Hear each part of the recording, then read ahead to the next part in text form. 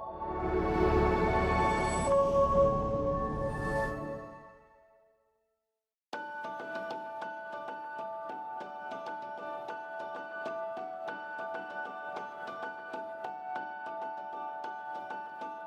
year, millions of Canadians struggle with substance abuse. Addiction does not discriminate. It doesn't matter if you're street involved, studying law, in high school, or what your race, gender, political views, or religion may be. Of those millions, only a small fraction ever break free. We call them the 2%. These are the people far enough into recovery to reach back and help someone else. I'm Stephanie, and alongside me, my friend and co-host Margie, who has proudly fought for her own recovery. We'll introduce you to people who have fought hard to reclaim their lives. From their hard-learned lessons, we hope you'll find wisdom you can apply to your own journey. We'll also share the 12-Step Recovery Program, a cornerstone of healing for countless recovering addicts since 1935. We want to encourage you to keep an open mind. Notice how these stories might impact you. And join us as we challenge the stigma surrounding addiction. Welcome to the 2% Podcast. We're really glad you're here.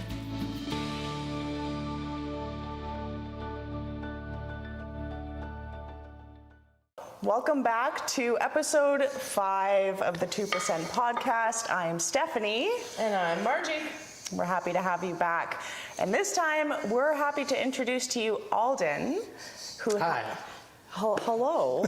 Welcome. So, how does it feel to be on a podcast? Pretty cool. Yeah, honored. Yeah. Have you ever been on a podcast before? Yes, but not a video. Okay. Yeah. It adds like kind of at least for me, it adds a bit of not an awkward element, but it's like you're very aware. I feel that that people more will be personal watching this. too, right? Like people get to see your expressions and Yeah, I love that. Yeah. Well, thanks for being on the podcast. We're really happy to have you. Thank you. And mad respect for your recovery. I know that you've been in recovery now for several years. Yeah. How many years have you been in recovery for? January 30th, 2017 is my clean date. That's amazing. Yeah. That's amazing. Coming up on 9 years in January. So. Wow. That's so awesome. What was life before recovery like for you? Life was so unpredictable. I mean, it is anyways. But I was just at a point where I stopped caring. Right. And I was just meandering through life with no purpose, no cause, no reason. And, it was like utter chaos. I was just driving people away. I just got to the point where I didn't want to be with myself. I didn't like the guy in the mirror, right? Yeah. I hated the guy in the mirror. So then what brought you to recovery? What was that moment for you? There's a real defining moment. There's a couple of them, but what the series of events that happened was I was in a doctor's office. I went and got my blood pressure taken, and the nurse practitioner had said to me, "I don't know how you're alive right now. It was that high." Wow. Like, how have you not had a heart attack yet? And that set off and sparked a series of events over the next probably 30, 40 days after that got me to that bottom. Right. Some of it was medically influenced, and then others were all of a sudden my dad, who loved spending time with me, was pulling back. And I hadn't seen my daughter in 2 years, and all these things just kept stacking up. Right. And I was like, maybe I'm the problem. How did you find recovery? Well, that New Year's, actually, about 30 days before my clean date, there was a group of people that I used with, and we all were, happy in our own misery, so to speak. And we all just kind of said, hey, this will be, they all were talking about getting clean, and I'd been in the back of my mind for a while, and I was like, well, I really wanted to get off the drugs and the alcohol, right? I wanted to change. I wanted to see I was like, what's life like without numbing? So we talked about, hey, let's get clean after New Year's. Yeah. Well, nobody did except me, but it took me 30 days after New Year's To get there. Yeah, because it was January 30th. So, Okay. but that started also in that series of events that I talked about. That was in and around the doctor's appointments, and that I was like really that sparked. So I went to, before the 30th, I went to NAC when they were having a lot of meetings there, and I sat in the parking lot and I couldn't muster the courage to go. I don't know, I was scared of the unknown, I guess. Yeah. And I had the meeting lists and I knew where they were, and I was just trying to, I was terrified. Yeah. Well, it's probably, if you go in, that's a big step in going toward recovery. Yeah. And I'm sure your addiction was just like, nope, don't go through that door, because if you do, that means a step closer to saying goodbye to me. Yeah. And the devil had its grips on me. Yeah. So, and part of that was, really solidifying those fears and being like, there's no purpose for you in there. Don't go in there. Self-doubt, right? Mm-hmm. Or I don't deserve to be in this, and I'm destined to be an addict. All that. Everything you've ever done wrong. All that BS that gets fed to you, right? That's, negative self-talk, things that people have said to you. Mm-hmm. They really they planted those seeds, right? Seeds can be planted good or bad. Mm-hmm. My now wife at the time, we were just dating. Mm-hmm. And she was basically on the verge of losing her job. Mm. And there was another member in the program, long-term member, that was friends with my wife's boss. Mm. And my wife, or her boss, knew that this person was in recovery, phoned them and asked them, hey, I have this lady here. Mm-hmm. She needs some help. Where should she go? And they told her to go to meetings. Oh, isn't that a beautiful thing of recovery? Is that no matter who you know, you'd be surprised at how many people in your life know how to help you, right? You just gotta either have somebody who's willing to advocate for you, or just ask anybody. You never know. To point you in the right direction. Yeah, that's cool. At the time I couldn't hang on to a job, and I just started a new job, and she was starting to go to meetings, and I knew I needed a change, but I was keeping myself busy with this new job I had. And then, 2 weeks had went by, and then I was kind of feeling better. I was broke, no money for dope, no money for booze. So I was like, the spin cycle, spin drying. Yeah. It's a term that's used a lot, right?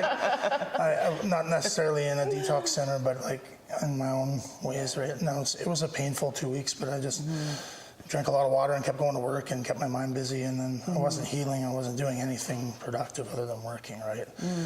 And then, like I said, about 2 weeks went by, and my now wife said, how come you won't come to a meeting with me? And I was working at that time afternoon/night shift, so I'd start 11 or 12 lunchtime, and I wouldn't get done until midnight, 1 o'clock in the morning. So you had a pretty big excuse why you weren't going. Meetings that weren't feasible, but they were, because feasible. I just if you don't know, you ask, right? Yeah. Even if I just told that employer at that time, it's I got nothing to lose, and this is my 5th job this year. Why don't I just ask them for a night off? So I did, and it was a Thursday night, and a particular meeting that I went to was a homeless shelter, or a soup kitchen. Oh, nice. Yeah. Wow, hey, to sit there and see what could be if you keep going while you're thinking about going forward in recovery. That's a crazy cool place to be on your first meeting. Sounds like a God shot. Yeah. Another one, a series of events, right? Yeah. Wow. Yeah. So that obviously that's something that has stood out in your mind because you still remember that. And I mean, it's probably hard to forget your first meeting. Yeah. And the experience of that meeting, I'll never forget, because there was actually a guy that I had worked with in the oil field on a location several years prior when we were both using and living that lifestyle. And, I seen him get up and he shared. Wow. And then he had said how much clean time he had, and that, he said nobody comes here with a Medal of Honor, right? And I was like, oh. I had so much shame. I was carrying all that shame, right? Yeah. And he's like, you don't have to carry that anymore, right? Wow. And I was like, if this guy can do it, maybe I have a shooting chance. Maybe I have a glimmer of, they give me a glimmer of hope, just knowing somebody else that came from a similar background as me. Yeah. And it made so much change. Right? And you knew what he was like then, and to see him like in a different light is like, wow, right? The light's on in his eyes, and we knew each other. When he's smiling and he's clean.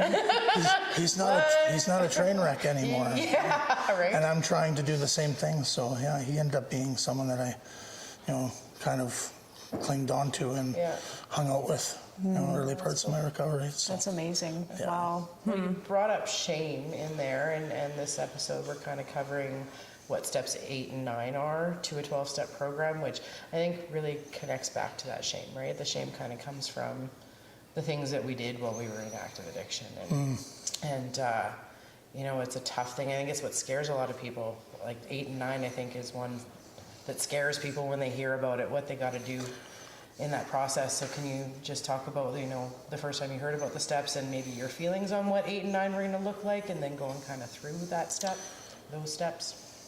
Oh, I worked with a guy, my first sponsor that actually ran me through a full set of steps. And he had said that like 8 and 9 starts with, there's a lot of fundamentals, but there's ownership. You have to own these things. You have to own them. Not only own them, you have to be willing to write them down, and if the opportunity arises, make it right. Right. So key, be willing. Willingness. Right? That start step in 8 is just like, you don't have to say anything to anybody. You don't have to go face your mom, your dad, your boss, or whoever and actually say you're sorry yet. We're just going to start off with, are you willing to write it on a piece of paper and tell another human that had nothing to do with the situation what you did, kind of thing, right? Yeah. Yeah. You just have to be have a desire to do that. That's it.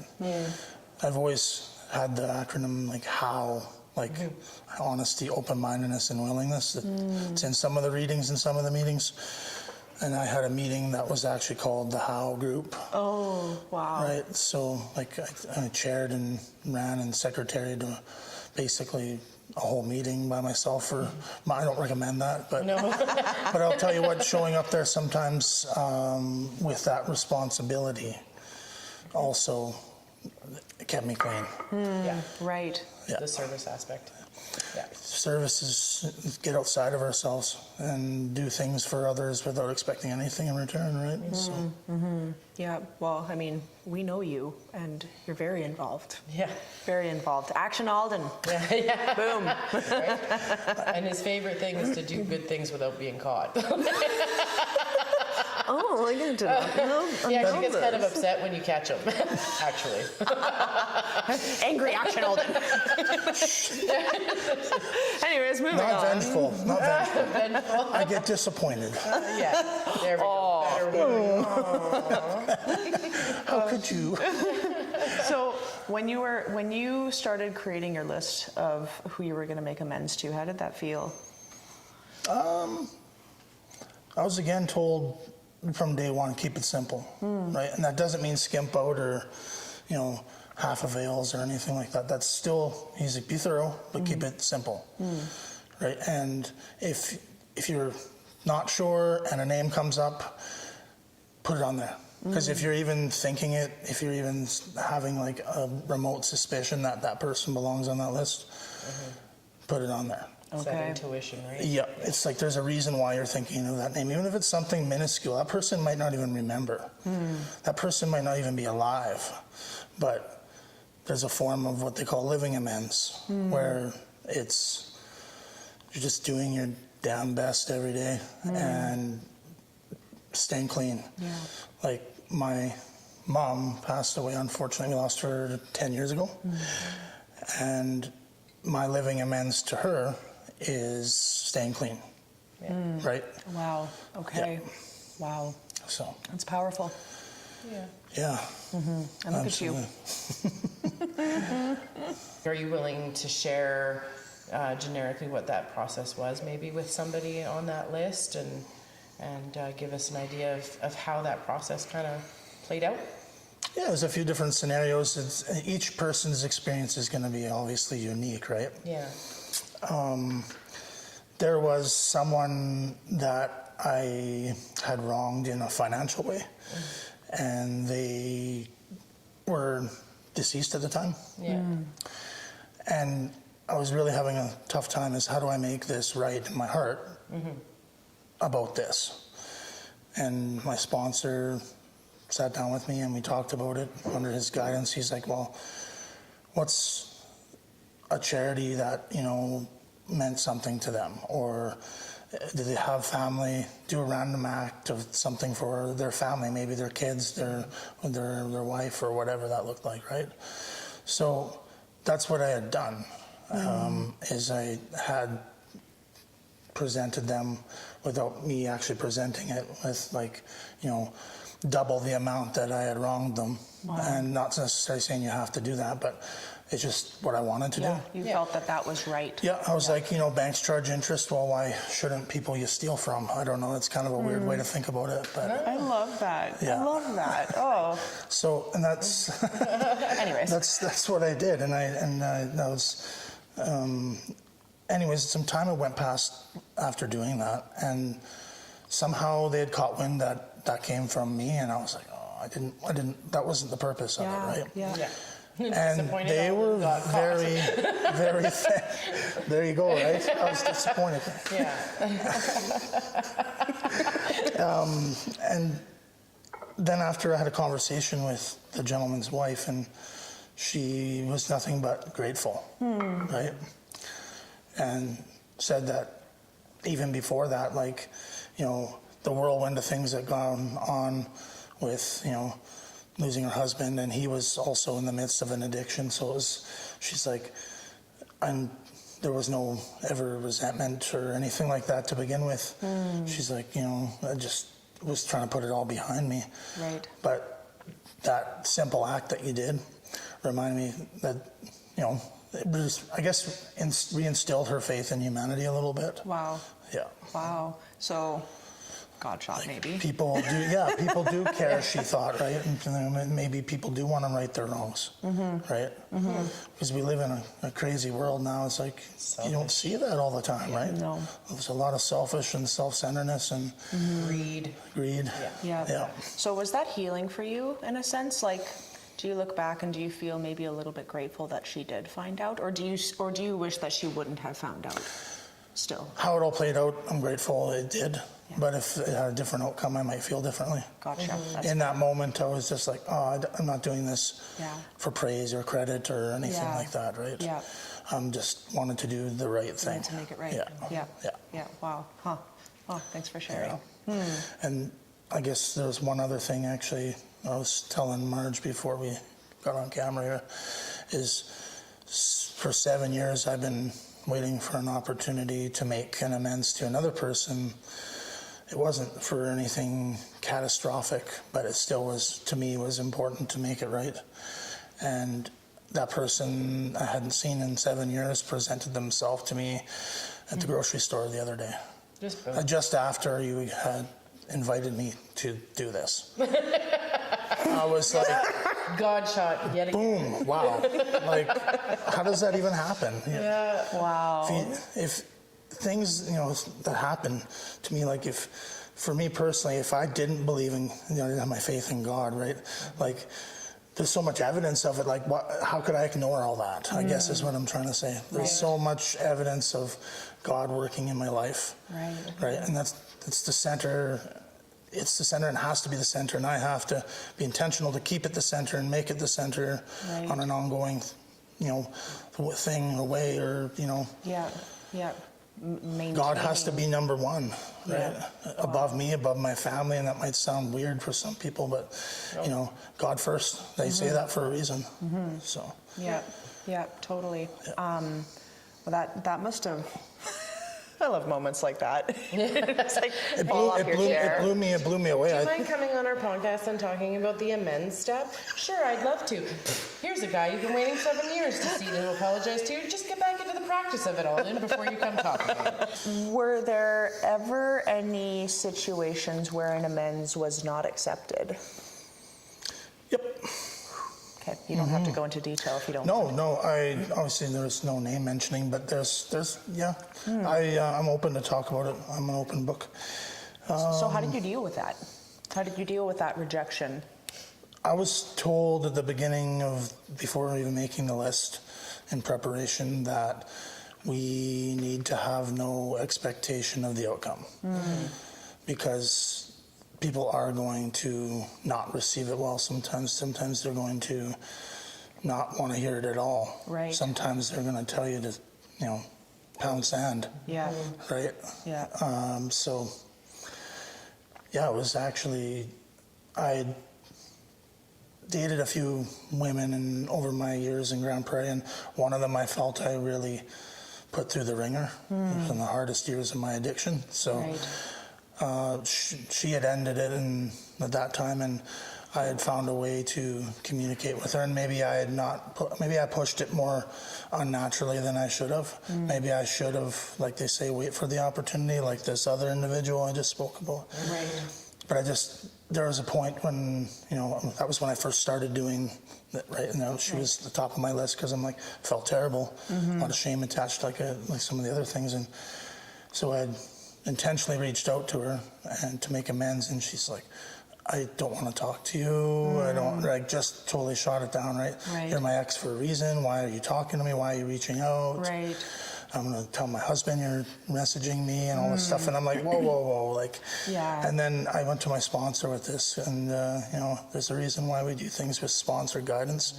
That was one of the things that I didn't seek prior approval to. And what do you think your sponsor would have said? I got a little bit scolded for it, right? And in a good way, right? It's like, don't do that.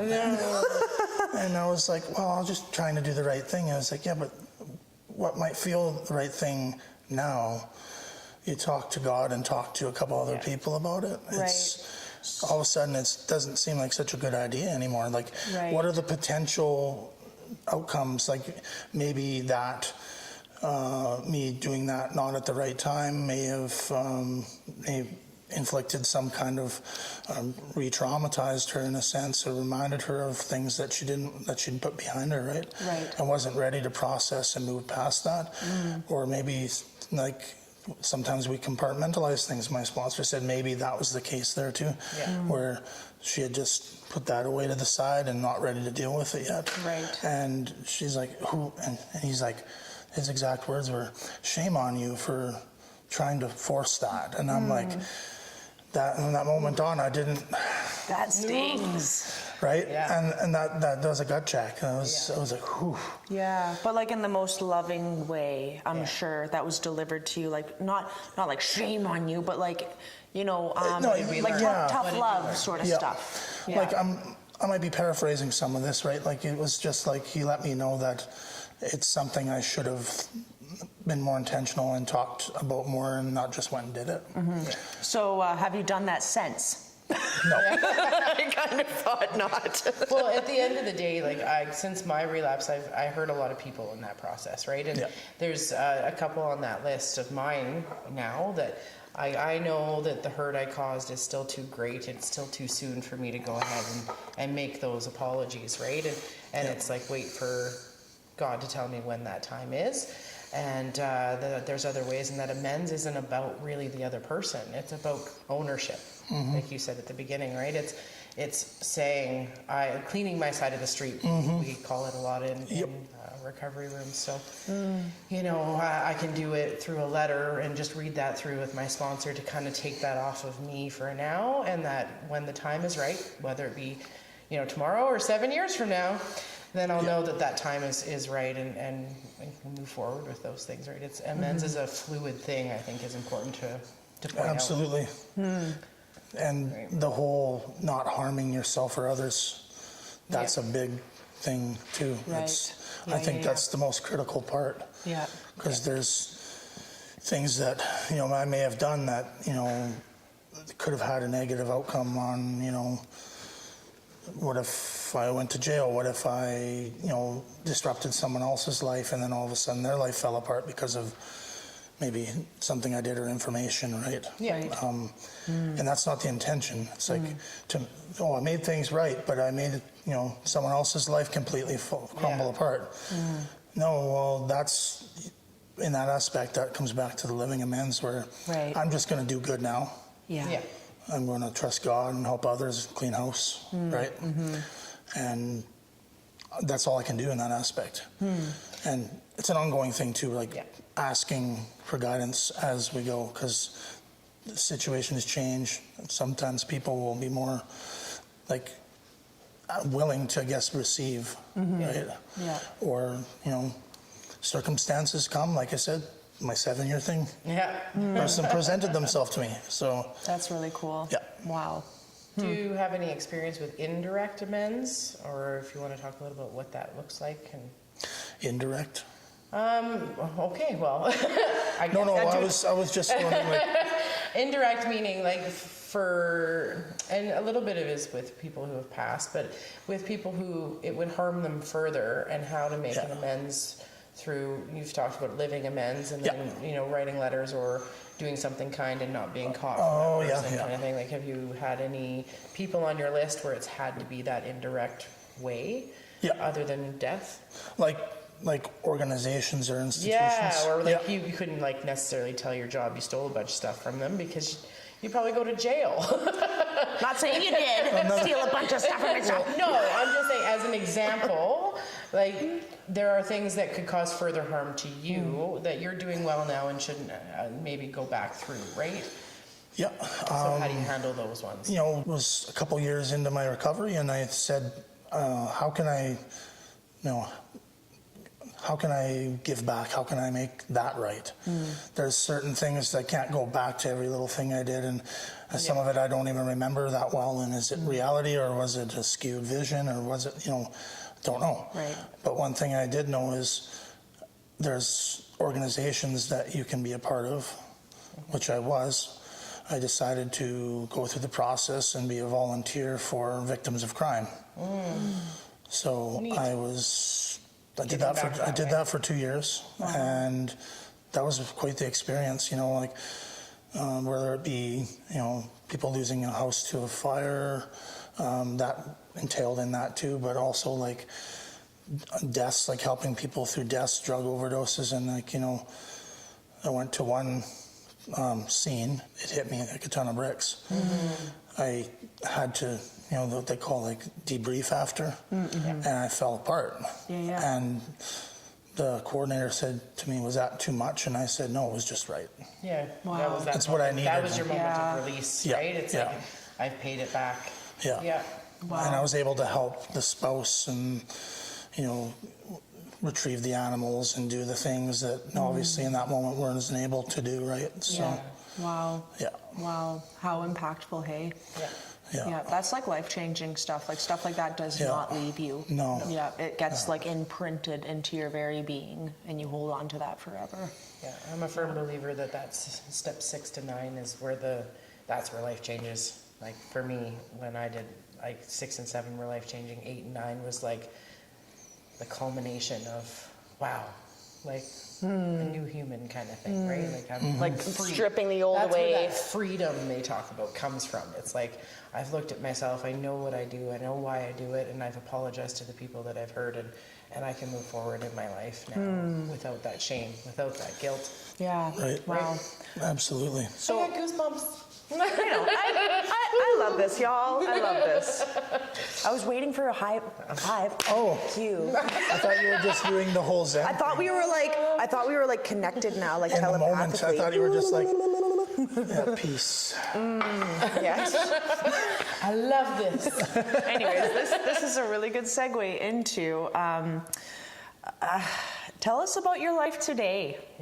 About the Aldon sitting here right in front of us today. Action Aldon. It's good. Life is good. I just was pausing just actually because I had, a lot of like just gratitude, natural gratitude soaking in as you were asking me that. And I was thinking, you know, I get to be present. I have, it's a choice for me, and the choice I choose every day is, what are the things I need to do to be present for people in my life? Well, one of those is working and living the program and just doing my best every day, right? It's an honor and a privilege to be able to share it with others. And like just the way how God takes people in and out of your life, and it's not by accident, right? Like I've felt in my last year of recovery, there's been some turmoil, and that's, you know, life doesn't get perfect when you get clean, but I'm able to handle it with a clear mind and clear conscience, and just to hit it, you know, hit it straight on and say, okay, well, how am I going to fix this? What's the answer? Instead of turning to where you came instead from. of creating another problem with a problem, right? Well, there's like a metaphor that people have talked about, like animals or whatever, when they feel that storm coming. You know, if we run from the storm, eventually it catches up and then you're just running in it the whole time. Whereas if you run towards it, it goes over you, it passes, and it keeps going, and then you're out on the other side, right? And that's a pretty powerful image for me. Yeah, Absolutely. I really love that. If past Aldon walked into the room right now, 7 years ago, Aldon walks in. Okay, it's December 31st, 2017 or 2016, whatever. What would you say to him?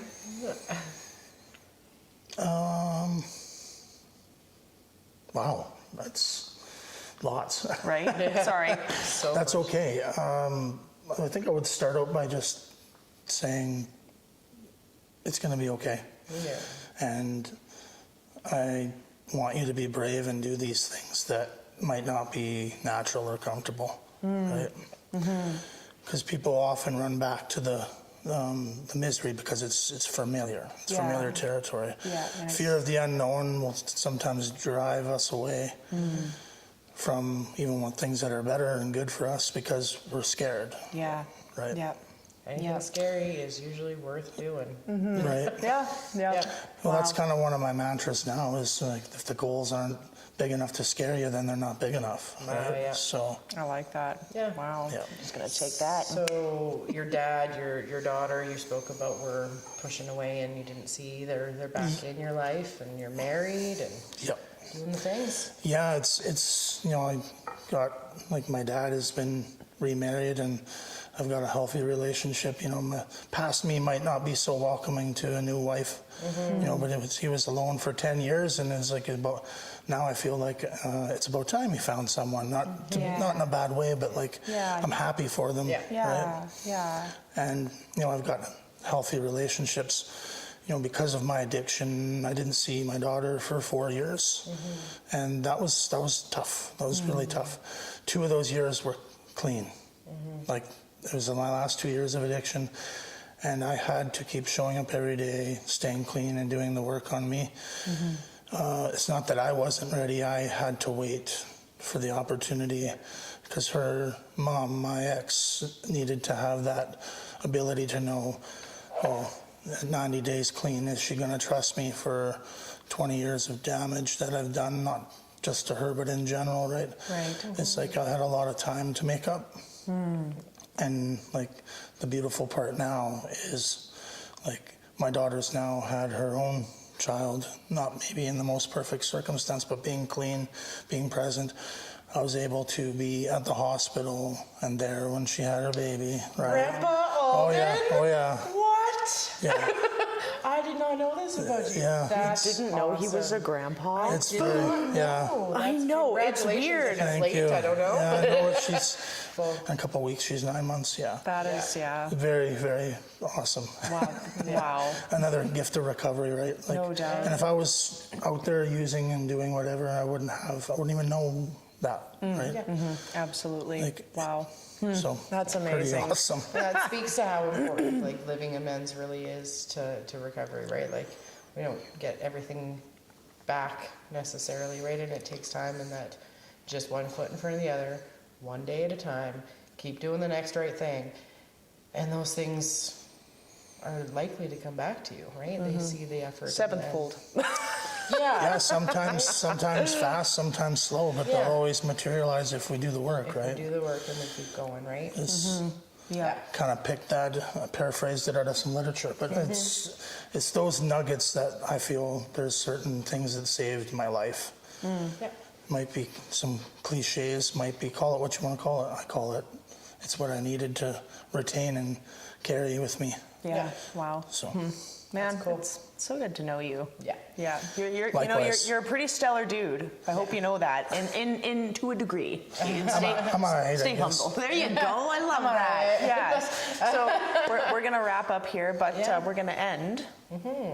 Well, Aldon, we like to challenge our guests to maybe challenge our listeners with something that might help them in their life just feel a little bit better about themselves.